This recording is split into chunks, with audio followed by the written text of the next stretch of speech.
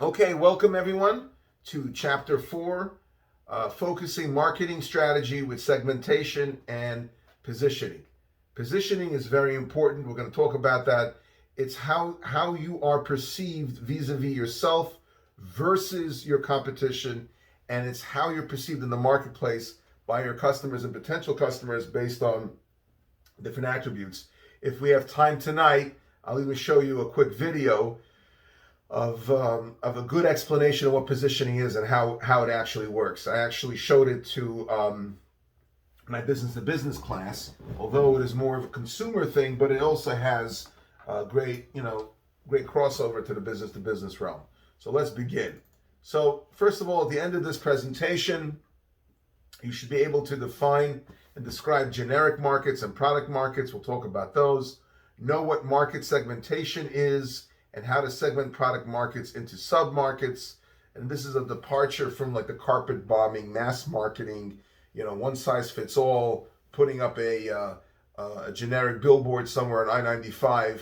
It's kind of like throwing a fish net into water, not knowing whether or not there'll be fish there, and just like letting it sit there, and then you pull it up and you see what you've got.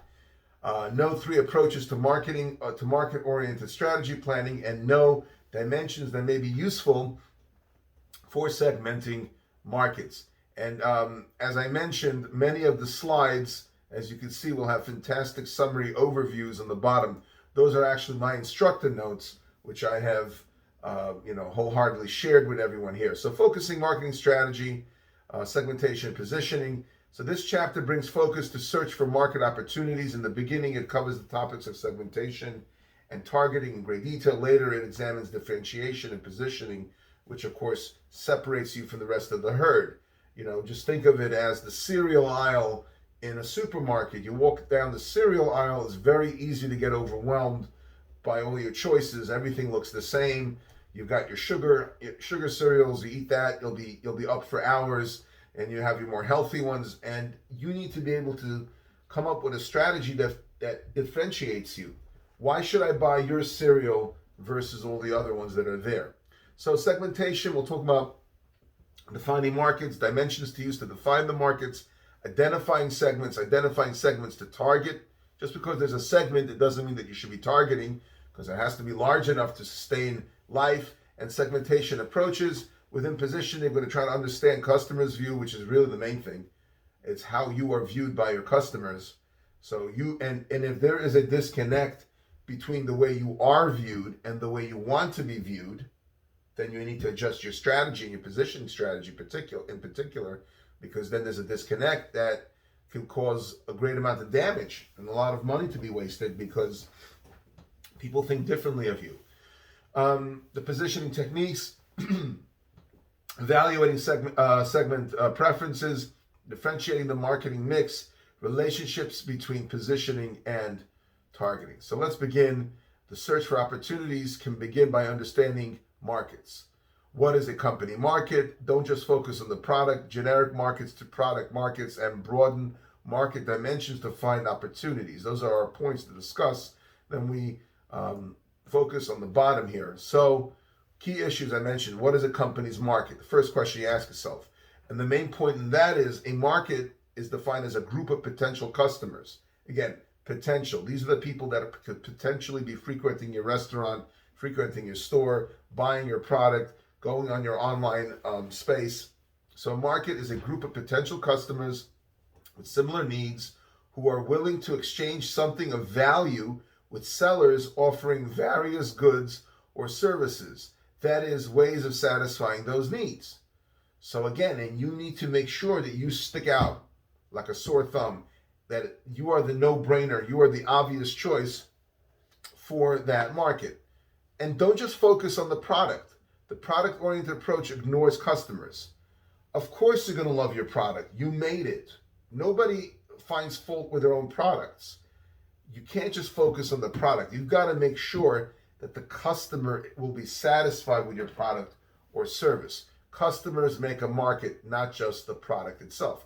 Of course, you need to offer a product or service, because then your customers' needs won't be met. But it can't just be all about the product. You need to focus on the customer. Generic markets to product markets. A generic market is a market with broadly similar needs. The bicycle market or the car market, that's broad needs. You have transportation needs, yes. The basic need that everyone shares in the car market is a transportation need. Even if you're in the high-end luxury sports car market, that will serve as a mode of transportation. Now, using that as an example, if your main need was just transportation, you'd be an idiot for buying a Ferrari. Why do you buy a Ferrari, right? If you drive into Pomegranate on a Thursday night to get yourself some stuff for Shabbos, you get yourself some challah, some crackers, and you drive in with a Lambo, right? You're not going there because, oh, I just needed to get to Pomegranate. I was just too lazy to pull out the minivan, so I just took the Lamborghini instead.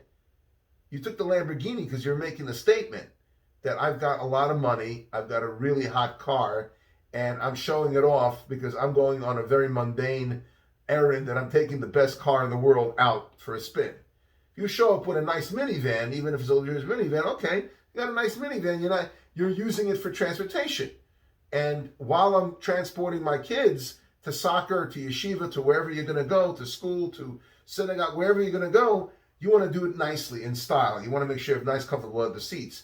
But no one sees somebody driving a high-end minivan, right? Like a top-level Odyssey or a Sienna. And no one just sits there with their tongues hanging out like, wow, did you see that Odyssey? Did you see the chrome trim on that minivan? I've never in my life seen anybody nerd out over a minivan. No one I've ever seen like just oh my gosh, check out that sunroof and the comfortable chairs. No, maybe amongst people that drive the car, like the moms, like the soccer moms, like, oh wow, you should check out the Sienna. It's really comfortable, really nice. But no one. But when you come up with a sports car, so that serves a different need within the market. Obviously, that's an esteem need. We're talking about Maslow's hierarchy of needs. Esteem needs is one of the highest levels that a person needs to meet. So the generic market is a general market, and as you filter down, you get more specific to the specific need. The same thing with a bicycle market. Yes, everyone needs a bicycle for one basic purpose, right? To get it serves some form of transportation. But is that the main reason? Not always. If I spend $10,000 on a racing bike, I walk into, I don't know, some high-end cycle shop, and I buy myself the best Trek bicycle that they have for $8,000 with highest end components. I mean, yes, it is going to be used for transportation. I'm going to be going from my house to the park, but that's not the reason. You need it for speed. You need it for competition.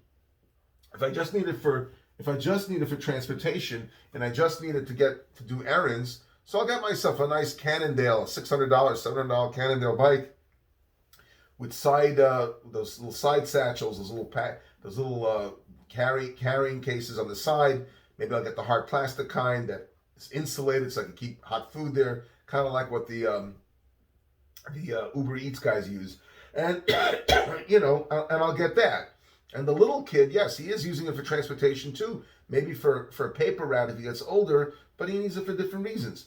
And the guy that's going off-road, right? He's going through the mud. Is he using it for transportation? Parenthetically, I mean, you can't walk in a forest like that. You need, that's not very exciting.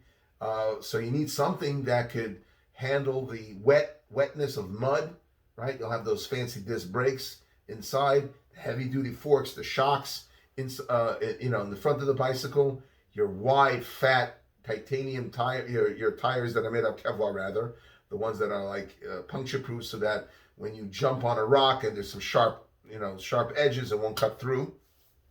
Again, different purposes. So that's the generic market, the bicycle market. And as we filter it down, some will be racers, some people will be just weekend warriors, or they just need something to cruise with. Some people will use it for shopping, so it's mainly for transportation, and then just plain old simple kid recreation.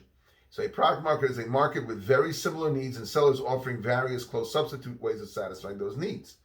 Broaden market definition to find opportunities. Broader market definitions include both generic market definitions, and then filtering down product market definitions can help firms find opportunities. Too broad a definition makes the company efforts and resources seem insignificant. So you just can't say, well, we're satisfying the need for a car.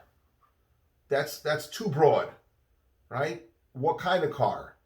An SUV, a minivan, high performance sports car, high performance luxury sedan, an electric car? Are we talking with a diesel engine, a regular internal combustion engine, an electric car? What kind of an electric car? So you eventually have to get more specific. Any questions thus far, gentlemen?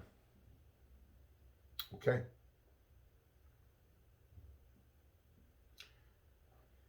Well, the generic is the most, and then you go down like the car market. That's about as generic as you can get, and then within that you have various products that will service the various needs of people.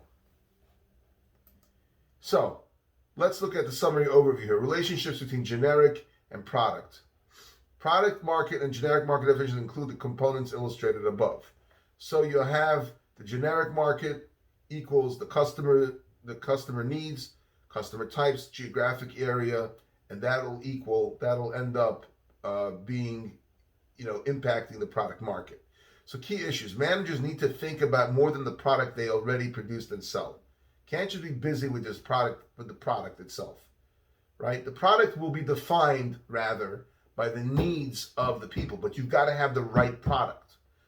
So there are going to be customer needs, refers to the needs of the customer user that are being met by the product. Customer types, identify who specifically is using the particular product.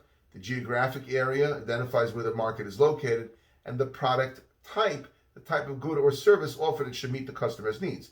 Notice how each of these points focuses on the needs of people vis-a-vis the actual need, vis-a-vis the actual where to get the product, making sure that it's a geographic fit, the types of people that are going to use it. And of course, the product is important, but the product is only important to the customer, so it has to match the customer. So you're going to go from the generic down, understanding what your customers want, and then you'll be able to focus and give them the product that they want. So in defining generic markets, there is no product type. The definition consists of customer needs, customer type, and geographic area, and ultimately it'll lead to the correct product market definition that will get people to be interested in what you're selling. So market segmentation, move on to slide number 9. Market segmentation is a two-step process. This process fails too often because beginners start with a whole mass market and try to find one or two demographic characteristics to divide this market. And even then it's too broad. So sometimes you need to have tools that will help you divide the product, the actual product market, into smaller segments, and then based on what you want to offer, whether it's based on your resources and your talents and what you have at your disposal, you'll be able to offer things in a better way because they'll understand your market.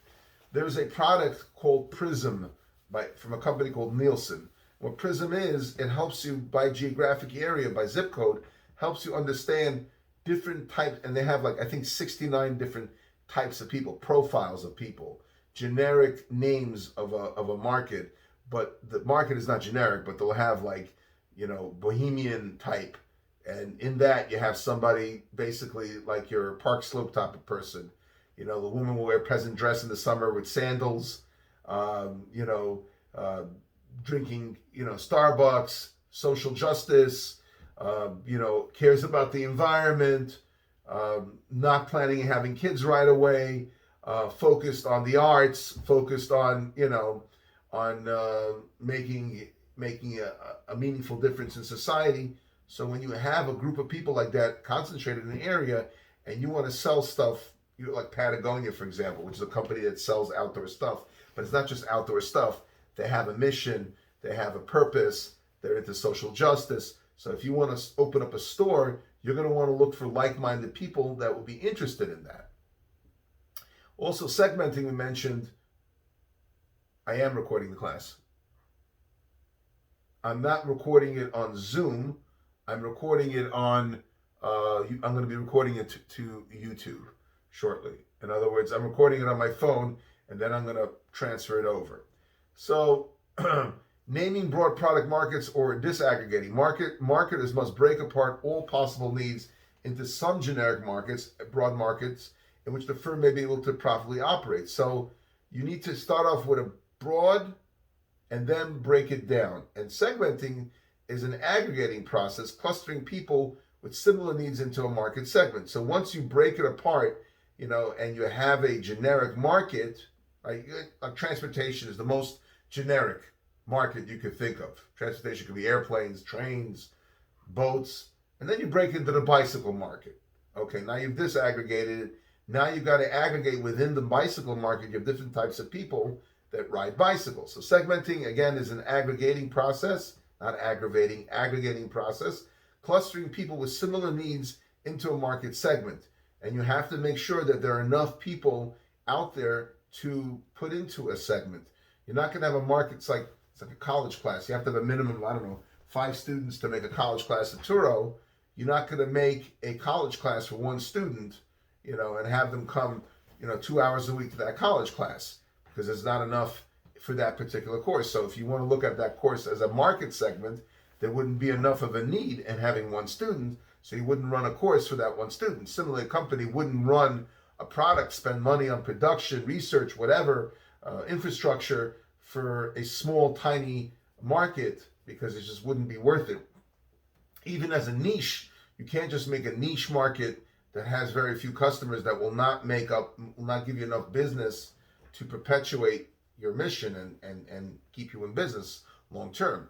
So market segment is a relatively homogeneous group of people who respond to a marketing mix in a similar way because they are similar in nature. Since they're similar in nature, so a change in a marketing mix will affect them the same way. And the marketing mix, again, are the ingredients to the marketing plan. Think of the marketing mix as an ingredients to big cake. You've got chocolate, you've got vanilla, you've got sugar, oil, etc. You have your product, you have the place, you have the price, you have your promotion, which are the 4 P's, which are a part of the marketing mix. Slide 10, market segmentation, we mentioned is a 2-step process. This process fails too often because marketers do not realize the complexities of consumer behavior, which we'll cover in another chapter, which is basically the psychological aspect of marketing. And they attempt to categorize a market around too few consumers related variables as distinction. So in other words, because they didn't do their consumer behavior research properly, they weren't able to really focus on a real segment, and they created a segment that actually does not serve the needs of enough people to actually make it worth your while. So key issues to consider: all customer needs. Marketers should break apart or disaggregate all customer needs. The generic market, a market with broadly similar needs and sellers offering various ways of satisfying those needs. So you're going to have your generic bicycle market, you're going to have Trek, Cannondale, Iron Horse, all these different companies trying to satisfy those needs, and it gets broken down to what kind of needs: racing bike, kids bike, etc. Defining the market broadly can help the marketers to uncover some potential new opportunities. The marketer can then narrow it down to specific product markets to better suit those needs that they've discovered. Product marketing, market with very similar needs and sellers offering various close substitute ways of satisfying those needs. So you could have the same class, for example, luxury minivan. You can have various companies offering similar products to satisfy that. Segmenting is the next step in an aggregating process. The marketer groups together people with similar needs into a market segment who will hopefully react to what you're offering. After defining the market, marketers can select a particular target market approach of getting to those people. Slide 11. So now we're using the example of the bicycle market. So market segmentation, group customers with similar needs. The first step in effective market segmentation involves naming a broad product market of interest of the firm. So basically, the broad product market or generic market goes here. Call it the bicycle rider's product market. It's about as generic as you're going to get. So the first step in the effective market segmentation involves naming a broad product market of interest to the firm. Market grid is a visual aid to segmentation. We have a grid here of various submarkets. You have 1, 2, 3, 4, and 5. And then segmenting is an aggregation process because each of the submarkets here takes into consideration multiple people, thousands, tens of thousands of people that have those similar needs. So let's look at the actual generic market versus the submarket. So again, the generic market for our example here, for our demonstration, is the bicycle rider's product market. So people have different motives, different reasons that they ride a bicycle. So submarket one is your exercisers. They want to lose weight. So they're riding a bike.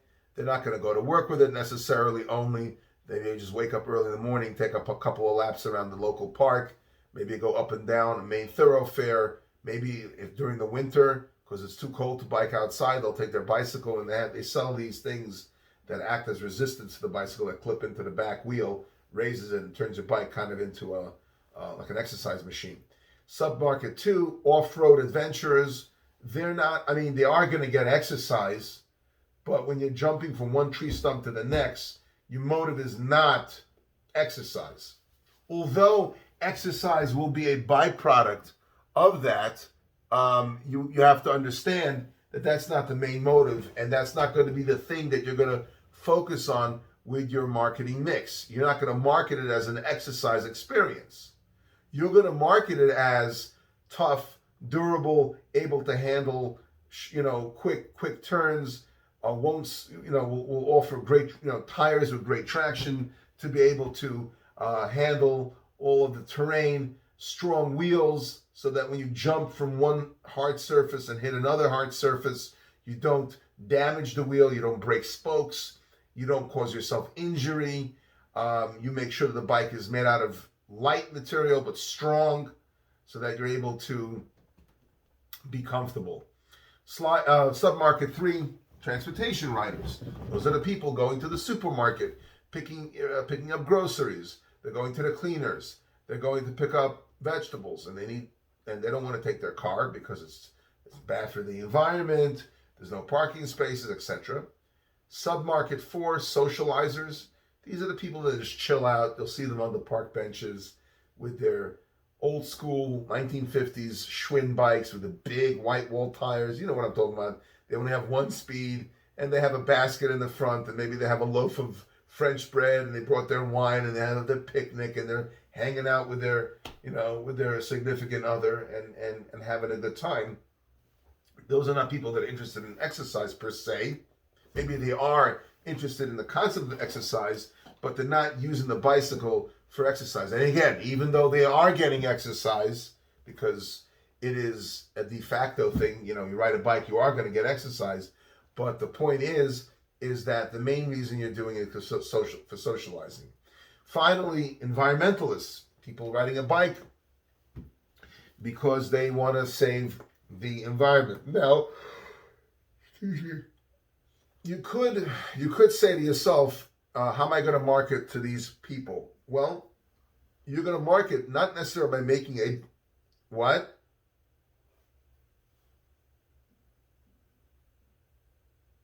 Well, yeah. You don't want it to degrade while you have it, but like if you were to throw it into a landfill, yes. Also, you may want to say that it's made out. In other words, you can make a bike specific for quote unquote the tree hugger crowd. I don't mean it as a pejorative. I mean it, with love and respect. That the bike is made out of all recycled materials. The rubber tires are all recycled. Everything on the bike is recycled. And basically, it's the way you market it as like saving the environment. It's your whole approach. Now, even though somebody who loves exercise may just buy that because he's not only into, or she's not only into exercise, but they're into saving the environment. So when given the choice between, let's say, version 1 of a bicycle, which definitely satisfies the exercise needs, but is not made out of all those materials, not made out of all the things that would attract a tree. Somebody who loves plants in the forest, you would use a different marketing technique. You would market it as someone saving the environment. So yes, the exerciser will be drawn to that, but that's because they are an exerciser / environmentalist who's interested in saving the environment. So there's no problem with mixing different submarket motives together. But again, when you do that, that'll impact the campaign that you employ to attract them. So here's an example of it. Kind of looks like a bunch of amoebas over here. I know you're back to your bio class in 9th grade. So here we are on slide 12. Basically, as shown in the exhibit, one can segment a market into any number of segments. Three segments equal exhibit 4.5a, and 6 segments exhibit 4.5b. Here you have 6 segments here. But how far should a marketer go into aggregating similar consumers into target markets depends on how many types of people you can satisfy. So let's just take, for example, this one over here on the left. You have group A, B, and C, different colors. You have little dots inside the colors. Those little dots are not mildew and mold spores. They're basically grouping of people. And the people outside the circle are the people that have such strange needs that we don't want to, we're not able to satisfy. So they're outliers. Maybe somebody else, who wants to focus on these people will scoop them up. So here, you're positioning it based on status dimension and dependability dimension. Here, you're basically looking at it in through the lens of these two variables. Here you have, then you pull it apart further and you say product marketing showing 6 segments, status and dependability, and you realize that you could subdivide it. B is a bit smaller, but it could be that B was similar somewhat to A, but had a little bit of a different, was okay with a bit of a lower status. And the same is true with E and F, with its position vis-a-vis dependability. All right. So as shown in this exhibit, we could have these various segments. The key issues to look at: criteria for segmenting, homogeneous or homogeneous, similar.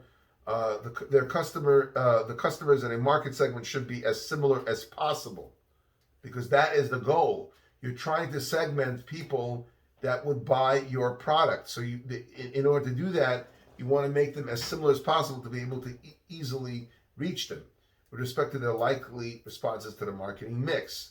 Now, it could very well be that you didn't realize how many people love your product, and you may have made a target market or segmentation decision that did not consider others that just flocked to you. Just think of online business courses as an example. Within that segment, you would say, okay, I'm segmenting the people that are looking to add an extra course to their to their schedule. But then I'm ignoring, what about the people that are undecided as to what major they want? They don't want to fully matriculate at the college, and they want to take a kind of like a snippet, kind of a sampling of 2 or 3 online courses. They got to get a feel of where they want to go. So that's another group of people that you may say, hey, I've got to also reach out to those kinds of people. Heterogeneous, different. The customers in different segments should be as different as possible with respect to their likely responses to marketing mixes, variables, and their segmenting dimensions, and substantial. And this is what I mentioned before. The segment must be big enough to be profitable. If the segment is not big enough to be profitable, then you're wasting your time. Yes, you may be satisfying those needs, but the group of people that you're satisfying do not merit your attention, do not merit your full, I don't know what the word I'm looking for, your full view, because they're just not worth your time. It's kind of like you have one customer who's a really big customer, but the problem is they take up so much of your time and resources. 90% of business is hinged on them. May not be the best business decision, because let's say they go under or they're no longer interested in you, then you've lost 90% of your business. Instead of giving them 20% of your time and attention, or 30%, and then allocating the rest of your resources and capabilities to broader people in the market so that you could have others to service, you instead chose to put all your eggs in one basket, which is not the wisest choice. So segmenters and combiners aim at specific target markets. Now, to be honest with you, this is a little bit of a confusing chart. I like the definitions down here much better in the summary overview, so that's what I'm going to concentrate on. Market-oriented strategies refine the segmentation process to actionable submarkets that you would actually divide, monitor, allocate resources to, and have separate campaigns for, because the people in those segments are vastly different and require different types of marketing techniques. Okay? Any questions thus far, gentlemen? Is everything clear thus far? Okay. Judging by the silence, it must be. Single target market approach. The market segment, the marketer segments the market and picks one of the homogeneous segments as the firm's target market. So think of a bicycle company that just chooses the transportation market, and it may be wise for them because they feel that the transportation market offers the most, the most robust return on investment. Most of the people, through their market research, they've been able to figure out that most people ride bicycles. The main motives for riding a bicycle is transportation. So as such, they're going to market to that segment and try to do it well. Multiple target market approach. The marketer segments the market, chooses two or more segments, and then treats each segment as a separate target market needing a different marketing mix, kind of like a portfolio approach. And then combined target market approach. The marketer combines two or more markets into one larger target market, right? And basically uses one strategy.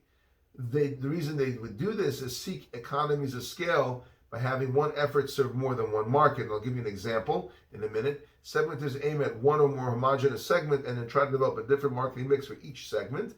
And marketers hope to increase sales by getting a much larger share of the business in the markets they target. So for example, if we go back to slide 11 for a minute, and we just expand this larger, and we look at the submarkets, looking at a bicycle company, they may say, you know what, we're not going to just do, submarket one. There's not enough business.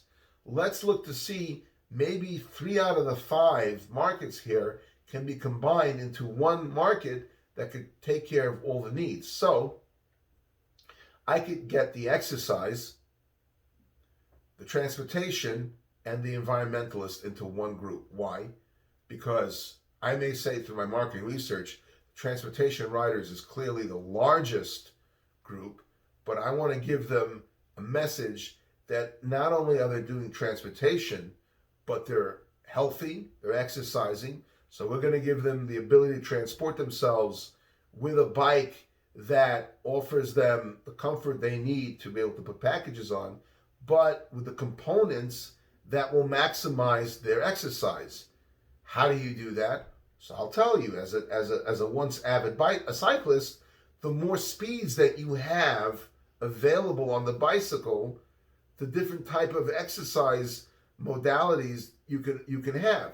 You'll be able to properly exercise going up a hill, going down a hill, based on the different speed combinations that you have on your bicycle. So for example, you're going up a hill, you may want to lower the resistance so you could pump up your heart rate. You want to have more cadence, or you may decide, you know what, I really want to kill myself on this hill, not literally but like figuratively. I really want to push myself hard, so I'll put it really hard, but I'll do that before the hill so I get build up some momentum, so I'll be able to go up the hill. And if it gets too hard, then I'll lower it down. But again, you're able to control the bicycle. Think of it as a stationary bike that has a tension bar in the middle that you can use to basically make the bicycle harder to pedal or easier to pedal. So as a marketer, I may say, you know what,